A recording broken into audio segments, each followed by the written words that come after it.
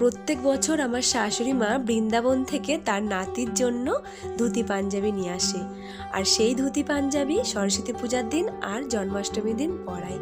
প্রথমে যেটা বের করেছিলাম সেটা আগের বছরের, ওটা অনেক ছোট হয়ে গেছে, তারপরে এবছরটা বের করে দিলাম। এই পাঞ্জাবিটাও না কোমরের দিকে একটু টাইট আছে। শাড়ি পরার খুব ইচ্ছে ছিল, কিন্তু প্রচণ্ড ঠান্ডা লেগেছে, প্রেশার লো, গা হাত পা থরথর করে কাঁপছে। সকালে উঠে যে চুলে শ্যাম্পু দেব সেই শক্তি বা সাহস আমার কোনোটাই ছিল না। আমাকে দেখে বুঝতে পারছো না, কিন্তু গলা শুনে তোমরা নিশ্চয়ই বুঝতে পারছো আমার কতটা শরীর খারাপ। এদের দেখে আমার সেই ছোট্টবেলার কথা মনে পড়ে গেল। আমি যখন কেজি স্কুলে পড়তাম, সকালবেলা ঘুম থেকে উঠে হলুদ মেখে স্নান করে মাকে বলতাম শাড়ি পরিয়ে দিতে। তখন তো আর বাচ্চাদের জন্য আলাদা করে শাড়ি পাওয়া যেত না, মা মাসিদের শাড়ি ভাঁজ করে পরিয়ে দিত। তারপরে স্কুলে গিয়ে অঞ্জলি দিয়ে প্রসাদ খেয়ে সোজা বাড়ি চলে আসতাম।